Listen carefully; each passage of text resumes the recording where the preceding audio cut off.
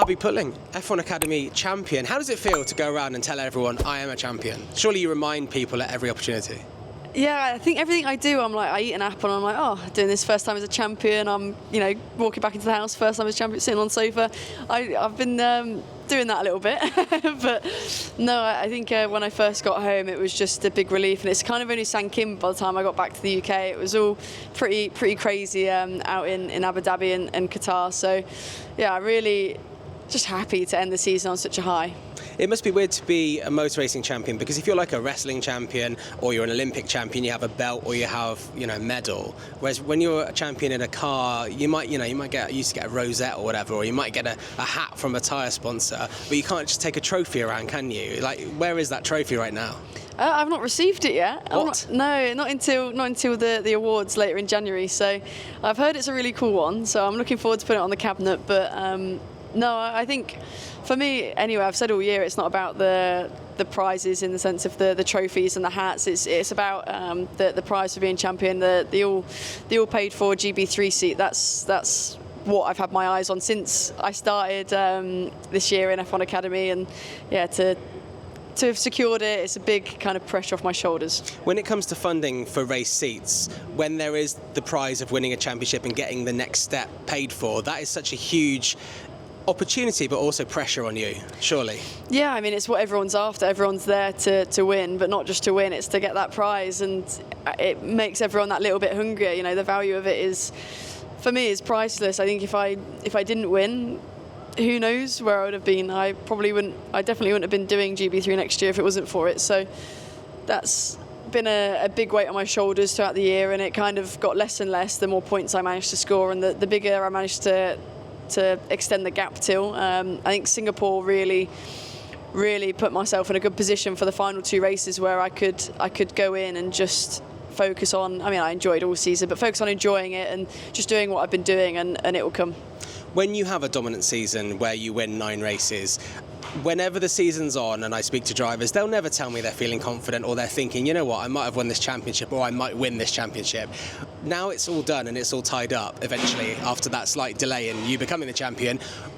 When you were winning multiple races, where I think a couple of the weekends you won 2 races, where was the first moment in that season where you started to think, you know what, I think this championship is realistic now?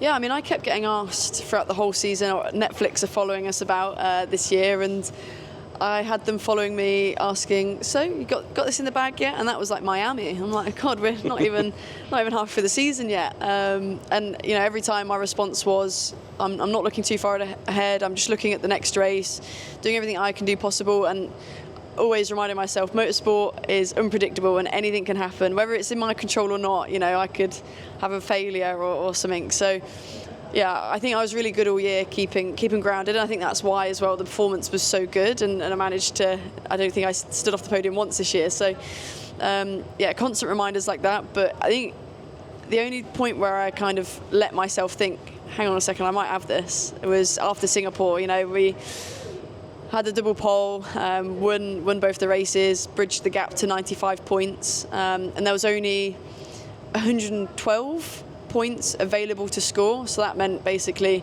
my competitor had to win everything, get on pole and get all the fastest laps to really give themselves a chance in the final race to give me a run for my money. So yeah, that was a nice feeling going into the last 2 races, like a bit of pressure off my shoulders.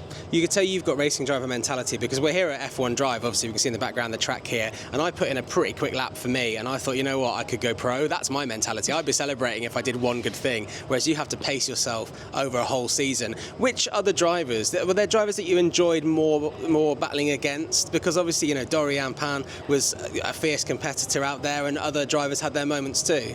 Yeah, Dorian is a really, a great driver, as well as Maya. I really get on with both of them in the cool down rooms we spent together, and also they've had really good speed going into F1 Academy with racing in Frecker and Dorian in WEC. I think it was WEC. Yeah. If you've got Danny Kvyat as your teammate, you're not doing a bad job. But for me, I actually really enjoyed company of Nerea Marti. I'm really good friends with Nerea. We raced each other previously for the past 3 years, I think now we've been racing each other. So we were sad.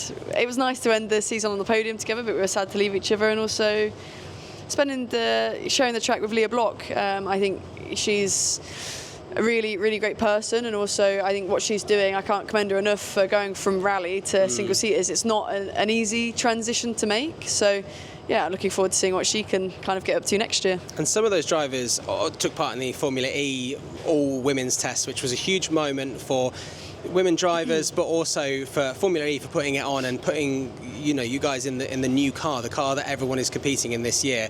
And obviously you bossed that as well, having the best time. And you were against Jamie Chadwick and other drivers, and Bianca Bustamante, who obviously you've raced against this year. How was that experience? Because the power from the F1 Academy car compared to the Formula E Gen 3 car is pretty significant, isn't it?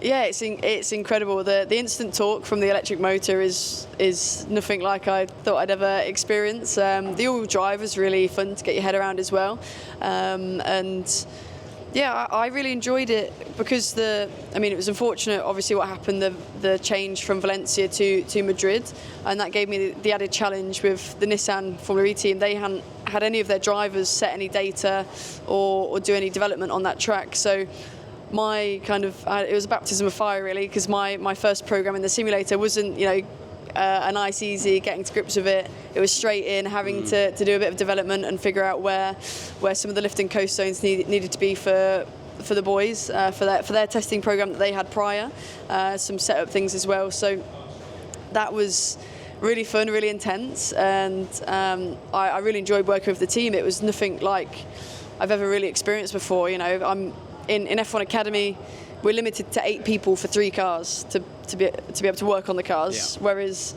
I had 3 engineers and kind of 20 people behind the curtain on their computers watching what I was doing on track and giving me feedback. So it was a really big operation, and I just can't thank Nissan and Formula E enough for trusting us in the cars. And Formula E is obviously something that's on your radar now, and you're on Formula E team's radars as well. Could you see yourself driving in that championship in the years to come?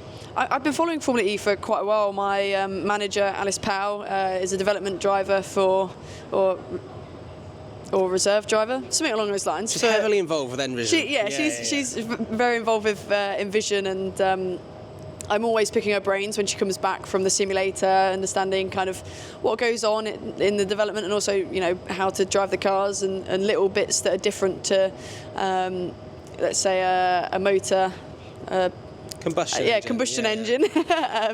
And I think after working closely with a team and having a go in the car, it's kind of made me want to explore that avenue even more, and hopefully or maybe I'll be able to be on the grid someday.